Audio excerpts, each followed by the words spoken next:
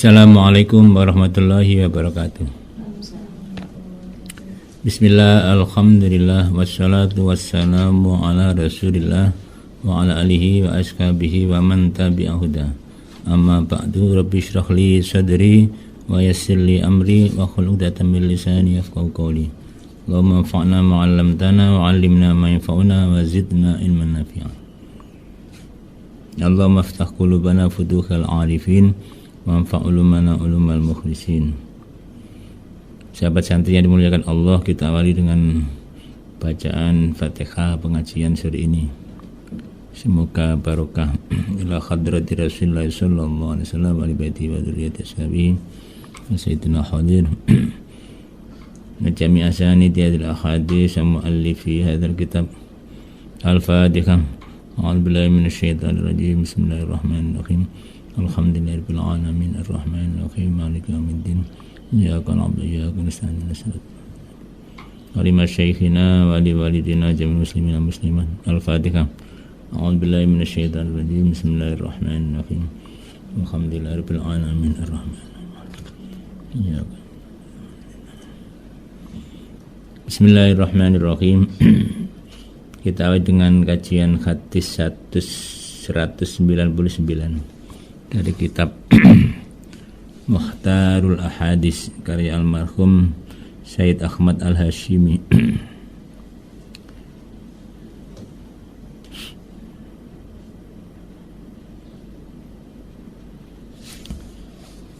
Bismillahirrahmanirrahim. A'dhamu ayatin, utai paling agungi ayat fil Qur'ani, dalam Al-Qur'an iku ayatul kursi, ayat kursi. Ayat yang paling agung dalam Al-Quran adalah ayat kursi. Allahu la ilaha illa huwal hayyul qayyum la ta'khudhuhu sinatun wa la nawm lahu ma fis samawati wa ma fil ardh. Man dhal ladzi yashfa'u 'indahu illa bi idhnihi ya'lamu ma bayna khalfahum wa la yuhituna bi shay'in min ilmihi ma sha'a wasi'a kursiyyuhu as-samawati wa la yadukhulu al-'aliyyul 'azim. Wasi'a kursiyyuhu as-samawati wal ardh wala ya'uduhu hifdhuhuma wa huwal 'aliyyul 'azim. Sudah biasa kita baca sehabis sholat. Hikmahnya banyak sekali untuk perisai kita supaya selamat dunia akhirat, selamat dari sihir dan lain-lain. Itu ayat kursi dibaca, insya Allah selamat. Jangan baca setelah kena, sebelum kena kita sudah baca. Termasuk ayat toyul ya, ini ayat kursi. Jadi ya dicerita dari hadis riwayat Abu Hurairah bahwa beliau ini ditugasi Rasulullah jaga harta zakat. Ternyata ada pencuri datang, ketangkep merengek, katanya banyak tanggungannya, banyak anaknya, minta dilepas. Akhirnya dilepas. Besok nyuri lagi, ketangkep lagi, minta dilepas lagi, dilepas. Sampai yang ketiga kali ketangkep lagi, minta dilepas. Tapi sebelum dilepas dia menasihati Abu Hurairah, ya Bahir, ya Abu Hurairah, kamu kalau tidak ingin kecurian baca ayat kursi sebelum tidur. Jadi ini pencuri yang bagus ini. Jadi pencuri yang memberi bacaan ayat, menganjurkan baca ayat kursi sebelum tidur supaya enggak kecurian. Kan rugi mestinya pencuri kok malah suruh membaca doa supaya enggak kecurian. Terus pagi-pagi Rasulullah sudah senyum. Ada apa Abu Hurairah selama beberapa hari ini? Terus cerita tadi ada yang nyuri ketangkepnya. Cuma kok akhir ketangkep kok memberi nasihat ini, Nabi suruh baca ayat kursi sebelum tidur. Ya betul, nasihatnya bagus. Ketahuilah itu adalah ifrit. Ya, jadi toyul. Nasihatnya bagus tapi dia itu toyul. Nah, yang dipermasalahkan bukan dapat ijazah dari toyul, bukan. Ini karena Nabi setuju, berarti termasuk hadis. Jadi sebelum tidur, dasarnya hadis Nabi, bukan hadisnya toyul. Hadis Nabi karena Nabi menyetujui, berarti takrir ya. Persetujuan Rasulullah. Berarti kita akan tidur, kalau ingin tidak kecurian ya baca ayat kursi. Memang ayat ini kan ayat cerita tentang tauhidnya. Ya. Allahu la ilaha illa huwal hayyul qayyum. Allah tiada Tuhan kecuali Dia. Al-Hayyu yang maha hidup, Al-Qayyum yang maha mengatur.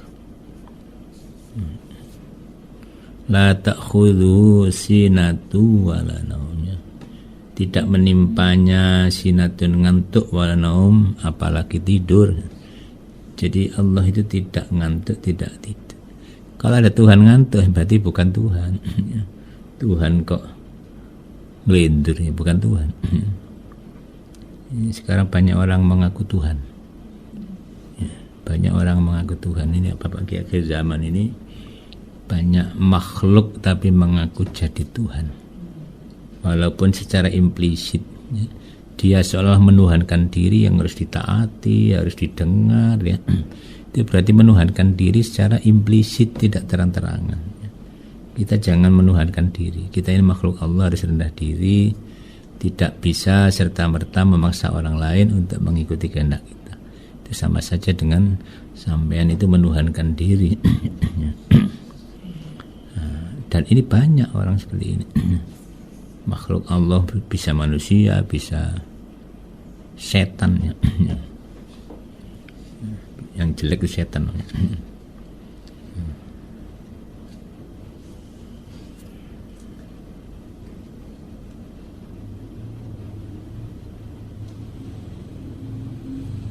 Lau ma fis samawati wa ma fil ardi.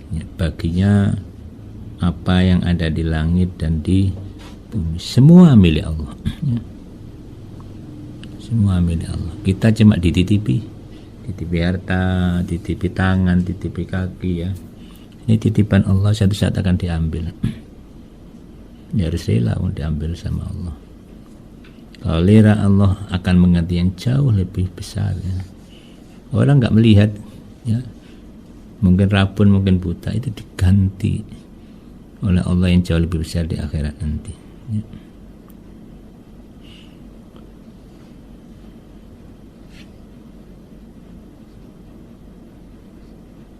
Nah, itu intinya itu ya. Nah, kursinya Allah memuat langit dan bumi itu apa maksudnya? Kok ada kursi yang ya namanya jangan dibayangkan seperti kursi-kursi yang ada. Ini kan nama ya, nama yang belum tentu sama bendanya dengan kursi yang kita bayangkan. Ya. Jadi semua itu masih ada. Intinya bumi ini masih ada yang jauh lebih besar ya, Jakarta ini jauh yang ada yang lebih besar lagi, ada aras, ada kursi ya. Jadi Allah ternyata membuat beberapa planet ya, atau beberapa wadah ya, yang jauh lebih besar ya. Jangan dibayangkan secara fisik bentuknya. Wadah itu tidak harus fisik. Contohnya bumi kita dikerumuni atau dilingkupi oleh atmosfer. Ini kan diwadahi oleh atmosfer. Jangan dibayangkan seperti benda dalam bejana, enggak. Ya, gas-gas yang menyelimuti bumi, berarti bumi diwadahi oleh atmosfer bumi. Artinya apa? Allah menunjukkan bahwa Allah itu maha kuasa membuat apapun ya. Mungkin memberi pendidikan pada manusia. Buktinya untuk perlindungan, contohnya Israel punya dom, itu kayak pelembungan ya. Pelembungan ya, kalau fisik ya pelembungan, tapi itu kan mungkin sinyal, kayak sinyal ya. Jadi roket tidak bisa masuk itu. Jadi kalau dikirim roket atau peluru itu tidak bisa masuk karena ada dom-dom yang melindungi negara Israel. Kecuali mungkin yang sudah punya ilmunya bisa tembus itu Israel. Hamas bisa nembus Israel, mungkin domnya sudah diketahui kelemahannya ya. Nah, itu mungkin atas izin Allah. Rusia aja nggak bisa menembus domnya Israel ya. Ini Hamas yang kecil bisa nembus. Wa dalu ayatin fil Quran utai paling adil ayat ing dalam Al-Qur'an iku ayat innallaha ya'muru bil 'adli wal ihsan wa ita'i dzil qurba wa yanha 'anil fahsya'i wal munkari wal baghi ya'idukum la'allakum tadhakkarun fadhkurullaha liman yadhkurukum washkuruhu. Itu biasanya untuk khutbah. Innallaha ya'muru bil 'adli wal ihsan ya wa ita'i dzil qurba wa yanha 'anil fahsya'i wal munkari wal baghi ya'idukum la'allakum tadhakkarun. Nah, itu biasa dibaca ketika khutbah.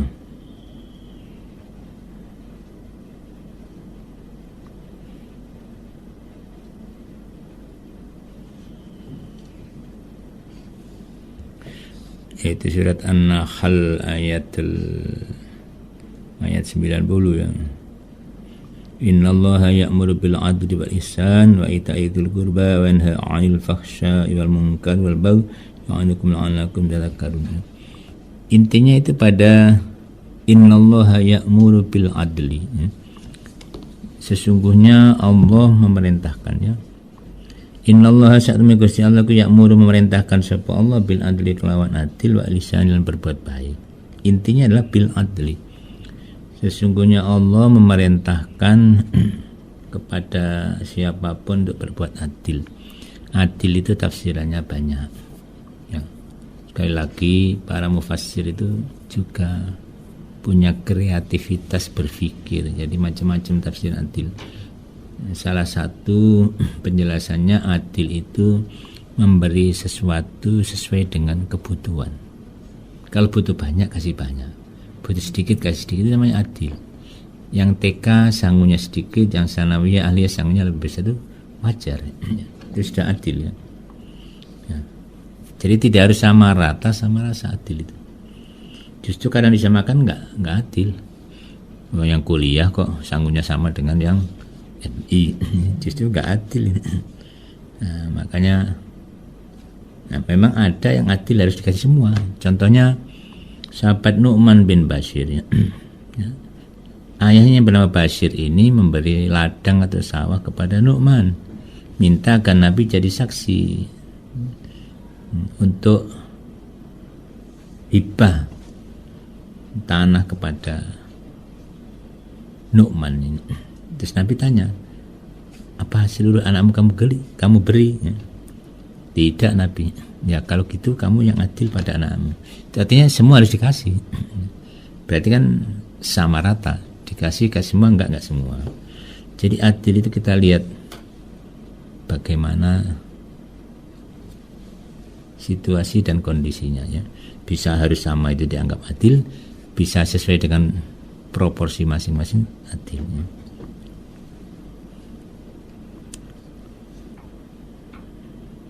Wal ihsan dan berbuat baik. Jadi Allah merintahkan kita adil dan berbuat baik. Karena Allah senang kepada orang-orang yang berbuat baik. Tidak semua orang mau berbuat baik walaupun kecil. Contohnya nyempar atau membuang kerikil atau carang di jalan. Belum tentu orang mau. Belum tentu orang melakukannya ya. Tapi bagi orang-orang yang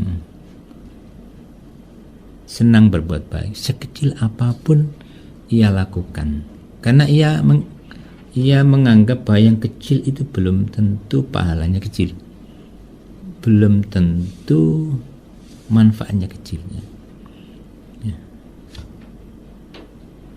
Kadang yang kecil itu manfaatnya besar bagi orang yang kita tolong ya. Contoh ada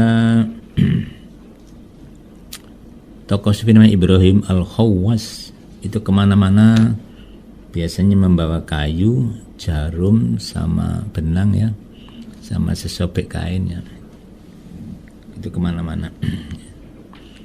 Nah ketika mengembara ya, ia di padang pasir, di situ akan minum di sebuah telaga.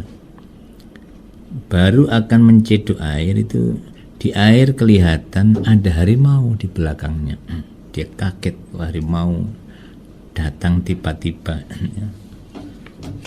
Dikira akan menerkamnya, ternyata harimau itu geletak, bahasa Jawa geletak, ya. Berbaring dan menunjukkan kakinya sakit, mengerang atau meraung, ya. Kesakitan-sakitnya. Ibrahim akhirnya paham bahwa ini butuh bantuan. Dilihat di kakinya itu mungkin ada durinya, ya. Ia bawa sesobek kain itu, duri diambil, mungkin darahnya dikeluarkan, ya, dan sesobek kain yang dibawa tadi digunakan bebel. Udah, macan atau harimau pergi, ia minum lagi. Nah, baru beberapa saat, ya, mengambil air, dikejutkan lagi bahwa harimau itu datang bahkan rombongan. Rombongan, tidak ada sendiri. Dia takut lagi, ya. Tapi ternyata harimau membawa roti. Ya. Karena Ibrahim sudah berhari-hari tidak makan, mungkin harimau juga tahu ini butuh roti, ya. Ya, roti banana dari Jombang. Ya. Ya. Nah, itu bukan promosi, ya. Saya lihat dia itu, pemiliknya itu suka amal yang baik. Jadi kalau malam Jumat itu manakipan apa itu, maka laris rotinya. Ini ada hubungannya dengan ihsan, berbuat baik. Jadi karena berbuat baik maka rotinya laris. Nah, itu kelihatannya mencabut duri, tapi bagi harimau ini adalah luar biasa, ya. Sehingga dia harus membalas dengan caranya sendiri, yaitu membawa roti, hal yang dianggap sudah spesial untuk memberi hadiah kepada Ibrahim Al-Khawas. Nah, itulah ihsan, berbuat baik. Maka kita kalau bisa berbuat baik, walaupun kelihatannya sepele, kita lakukan, karena yang kecil kadang-kadang imbasnya besar, ya. Wa akhfafu ayatin fil Quran, utai paling diwedeni ayat fil Quran, dalam Al-Quran iku ayat faman ya'mal mithqala dzarratin khairan yarah wa man ya'mal mithqala dzarratin syarran yarah. Ya. Ini paling menakutkan. Ya. Kok begitu, ya? Kita teliti artinya satu persatu. Faman mengkotai sapa-sapa wong, barang siapa iku ya'mal, beramal sapa man mithqala dzarratin sak bobote dzarrah. Ulama berbeda pendapat tentang arti dzarrah. Kalau di tafsir-tafsir, dzarrah itu ada yang mengartikan namlatun saghirah, seberat semut kecil. Orang dulu ulama beri makna semut budak yang kecil, seberat semut kecil. Ada yang mengatakan habbatu khordalin, biji bayam, biji sawi. Kalau ulama sekarang mungkin seberat atom, karena partikel terkecil itu adalah atom. Artinya siapa yang berbuatnya mithqala dzarratin, kelawan sak bobote dzarrah, seberat atom, ya. Sekecil apapun maksudnya, khairan ing kebagusan, ya. Yaroh mongko bakal mithqala dzarratin ing sak bobote dzarrah, khairan rupa kebagusannya. Yaroh mongko bakal ningali sapa manhu ing mithqala dzarrah. Ini kalau bagus, ya. Kita senang berbuat sekecil apapun kebaikan, ya. Mongko bakal ningali, ya roh mongko bakal ningali sapa mandu ing mithqala dzarrah, akan melihat balasannya sekecil apapun, akan melihat balasannya, bisa di dunia atau dibalas di akhirat nantinya. Itu karena kebaikan kita, ya. Allah pasti mencatat dan pasti membalas amal kita. Pasti, ya. Kepada siapapun pasti dibalas. Walaupun kita nggak tahu, tapi Allah pasti mencatat, ya. Nah, itu amal baik. Jadi amal baik itu kadang kita sengaja melakukan, kadang tidak terasa. Contohnya nanam sawu. nanam sawu. Dimakan codot, digoleki arek cilik-cilik dipangan ya. Kalau kita ridho itu amal baik. Kadang tidak terasa kita. Ya. Bahkan mungkin lampu yang menerangi tritis rumah, ternyata enek wong ngiyup ya. Moco-moco ya. Dengan penerangan lampu kita. Itu kebaikannya tidak terasa. Kadang-kadang kan ada orang kaya itu omega ngiyup itu diurak-urak rusuh. Udan-udan ngiyup rusuh. Tapi bagi orang yang senang beramal justru adalah bisa menolong ya, walaupun sekecil ngiyup ya, sekecil ngiyup sudah amal baik ya. Bagi orang yang kecapean ya, lungguh sebentar itu sudah luar biasa terima kasihnya ya. Apalagi sopir itu tidur 5 menit sudah senang ya. Nah itulah amal baik ya. Sebaliknya wa man ta sapa wong iku ya'mal ngerjakaken sapa man mithqala dzarratin ing sak bobote dzarrah sarwan rupa kejelekan ya Rabb engko bakal ningali sapa man ing mithqala. Sebaliknya barang siapa berbuat jelek sekecil apapun pasti akan melihatnya ya. Akan dibalas oleh Allah. Kita akan melihat balasannya. Dia akan melihat balasan Allah baik di dunia maupun di akhirat kecil. Contoh, ada orang itu keluarganya berantakan ya, istrinya itu dikejar-kejar supir lain ya, anaknya ya nakal luar biasa, mondok hilang-hilang terus ya. Terus suami itu kiranya sadar mungkin ini ada yang trouble dalam hidup ini. Dia keluar dari pejagalan yang biasanya sapinya di gelontor-gelontor air ya, dicongor atau di ya apa itu namanya, diisi air lewat selang ya, mulutnya dibuka terus diisi selang itu digelonggong air ya. Dia keluar dari situ terus membantu istrinya dagang daging atau jualan daging di pasar. Ya perhatikan ternyata timbangannya itu diganjel gaji, diganjel lemaknya, sehingga mestinya daging 1 kilo belum 1 kilo wis anjlok. Itu berarti timbangannya kurang, curang. Terus suami berusaha memperbaiki perilaku istrinya ini, diingatkan dan timbangannya dikirno dan berusaha jujur ketika menimbang. Maka Allah juga membalas, anaknya jadi baik, taat, istri juga selamat dari kejaran supir lain. Itu karena apa? Ya itu gaji yang sedikit dijupuk. Kalau menimbang supaya benar-benar pasti pas, kata pom bensin. Pasti pas. Ya, itu apa itu jargonnya pom bensin, pasti pas. Tidak ngowos. Nah itulah balasan Allah. Ada orang itu anak, bukan orang ya, anaknya menyakiti orang tuanya ya, pada ayahnya pokoknya nuwakal ya. Terus dibuat oleh Allah itu kakinya kaku, tidak bisa ditekuk, kaku ya, jarem nyeri kaku ya. Terus sama orang yang ngerti, coba kamu minta maaf pada ayahmu sekarang juga ya. Setelah minta maaf ya, ternyata sembuh itu kaki, tidak dikasih balsem koniker dan lain-lain, langsung sembuh berkat apa? Minta maaf. Mungkin dulu ayahnya sudah memaafkan, tapi kan dia belum minta maaf. Maka kalau dia minta maaf, bukan sampai jam-jaman ya, nggak sampai jam-jaman, hanya detikan ya, sudah sembuh. Nah itulah namanya faman ya'mal mithqala dzarratin khairan yarah wa may ya'mal mithqala dzarratin syarran yarah. Istighfar bisa sembuh, itu namanya khairan ya. Ya, menyakiti orang tua itu syarron ya, dosa besar ya.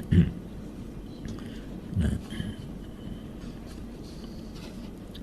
ada orang banyak kesalahan, setelah taubat istighfar pelong hatinya galau-galau yang ini setelah beristighfar.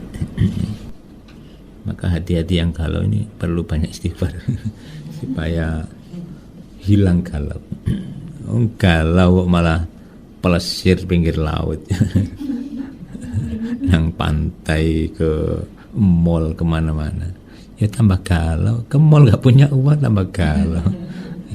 Ke pesisir tambah ndak karuan, di situ banyak pasangan muda-mudi, kita senggel, ya tambah galau misalnya. Kuncinya istighfar, insya Allah galau-galau hilang. Wa arja ayatin lan utawi paling diarep-arepe ayat fil Qur'ani ing dalam Al-Qur'an iku firman Allah, ya ibadiyalladzina asrafu ala anfusihim la taqnatu mir rahmatillah innallaha yaghfiru dzunuba jami'a. Ya ibadi wahai pira-pira hamba ingsun alladzina rupane wong akeh asrafu kang israf berlebihan sapa ladina ala anfusihim ngatasi pira-pira awak dhewe ne ladina, wahai orang yang berlebihan dosanya. Wahai hambaku yang berlebihan berbuat zalim pada diri mereka, yo kakek dosa ya. La taqnatu ojo putus asa sira kabeh mir rahmatillah saking rahmat Allah. Jangan putus asa. Jangan putus harapan. Berharaplah kita diampuni oleh Allah walaupun besar dosanya. Ini yang disebut arja ayatin. Ayat roja, ayat berharap kepada Allah. Kalau kita berharap kepada Allah yang besar, insya Allah Allah Maha Pengampun, Maha Pemaaf, Maha Memberi. Jangan menafikan Allah sebagai Tuhan kita yang Maha Memberi, Maha Kaya, Maha Memperhatikan. Putus asa itu orang kafir ya. Wala tayasu mir rahillah innahu la yayasu mir rahillah ilal qaumul kafirun. Jangan putus asa dari rahmat Allah. Sesungguhnya tidak putus asa dari rahmat Allah kecuali orang-orang yang kafir, yang tertutup hatinya, tertutup pikirannya dari mengenal Allah, dari mengakui Allah sebagai Tuhan ya. Nah, ayat ini menganjurkan itu, berharaplah ya. La taqnatu aja putus asa mir rahmatillah saking rahmat Allah. Innallaha satmene Gusti Allah iku yaghfiru ngapura sapa Allah dzunuba ing pira-pira dosa jami'an alis kabehane. Untuk menjadi taukid jami'an sekabehane. Allah mengampuni dosa semuanya kecuali syirik. Ya. Innallaha la yaghfiru dzunub. Innallaha la yaghfiru ayyushrak bihi wa yaghfiru ma duna dzalik. Sesungguhnya Allah tidak mengampuni ayyushraka jika disekutukan